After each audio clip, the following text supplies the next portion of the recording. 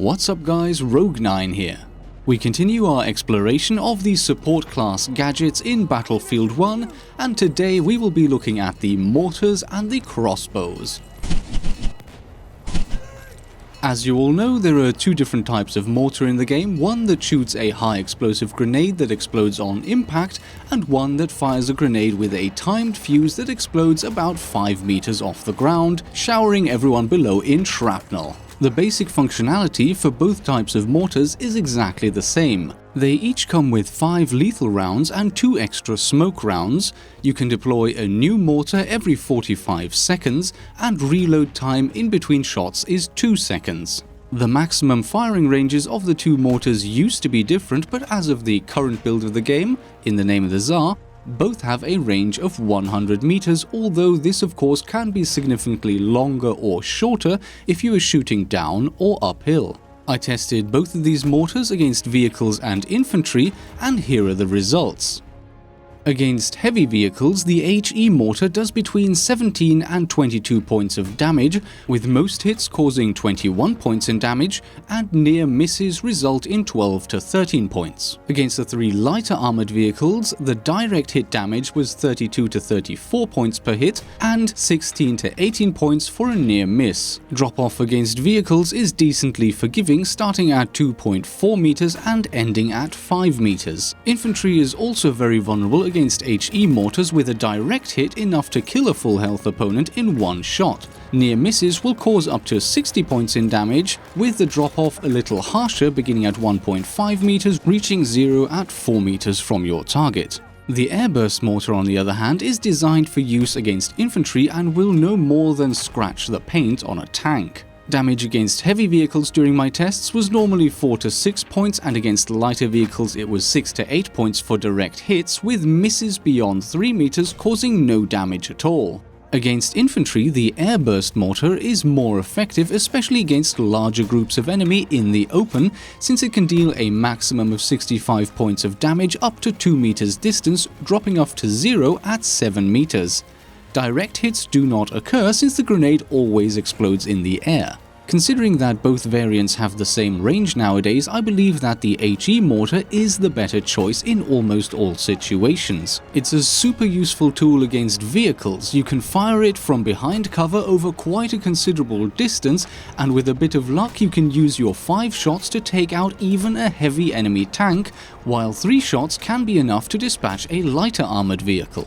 Against infantry in the open, direct HE hits will kill instantly, and you will only need 2 near misses to take out a full health opponent. Sure, the airburst is more forgiving with a damage radius of up to 7 meters, but you will still always need at least 2 shots to kill, and it's basically useless against vehicles. Another advantage of the HE mortar is that it can quickly destroy buildings and other forms of cover that might be sheltering your enemies. And in contrast to this, even a thin wooden roof will be enough to make your airburst shells completely useless. The only map where I would currently use the airburst mortar is Argonne Forest. Infantry will frequently be bunched up, and there are no vehicles or cover to worry about. On any other map, the versatility and effectiveness of the HE mortar makes it my go-to choice any day. Having said this, if we calculate the efficiency ratio using the battlefieldtracker.com data from the 4th of September 2017, that's divide the kill percentage by the time percentage, we can see that even though the pick rate is 50-50 for this date, the airburst mortar gets 64% of all the mortar kills, giving it an efficiency ratio of 1.28 over 0.72 for the HE mortar. This would suggest that objectively, the airburst mortar is better. But I would caution against this conclusion. A lot of the time you can fire all of your HE mortars against a single tank, and while deterring or even destroying a tank can be great for your team, it might only get you 1 kill. So even though the airburst mortar gets more kills per time unit on average, the HE variant is still my preferred choice. The grenade crossbow launcher, medieval technology at its finest, adapted for the modern age. Each of the 2 crossbow launcher variants comes with 2 grenades, has a reload time of around 2 seconds, and auto-replenishes its ammo every 25 seconds. In terms of their detonation methods, the frag grenades explode after a hang time of 5 seconds, while the HE variants don't explode until they hit the ground. In addition to this, the frags have the same delay timer as regular grenades, around 1.75 seconds after landing on the floor, while HE grenades are more like impacts and can explode anywhere between almost instantly and up to 850 milliseconds after touching any surface depending on the prior hang time.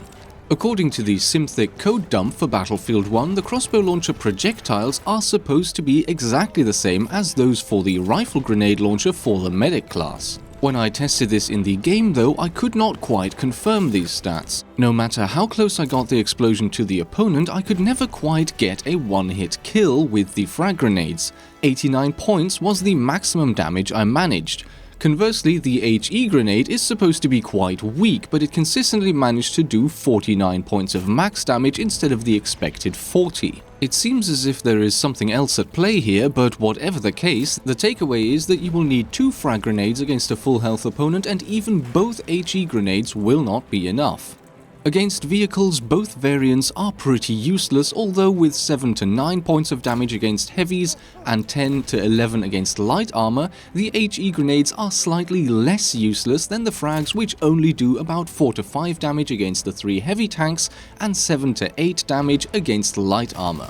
If you're bringing the HE launcher to give yourself an anti-vehicle capability, I can only recommend that you consider the HE mortar or the limpet charges instead. For me, this makes the frag launcher the better choice of the two, and judging by the user data, most of the players agree. The only saving graces of the HE launcher are that its range is not limited by the 5-second timer, and it has a shorter fuse. All in all though, these minor advantages are not really important for me personally, and I definitely prefer the anti-infantry capabilities of the frag grenades. Calculating the efficiency ratios for the two launchers further cements this conclusion.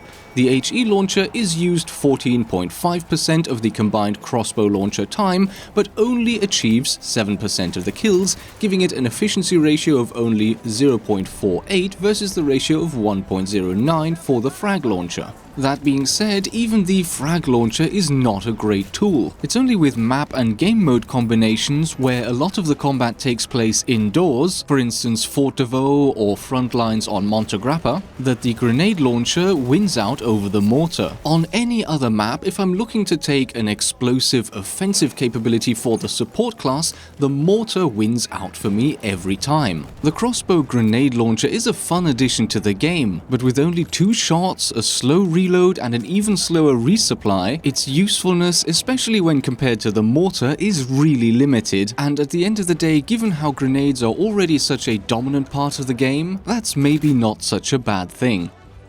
So there you have it, all the secret little stats about the 2 mortars and grenade launchers in Battlefield 1. Did any of this info surprise you, and which of these gadgets is your favorite? Let me know in the comments section below, and as always, thank you for watching. I hope you enjoyed the video, and I will see you in the next episode.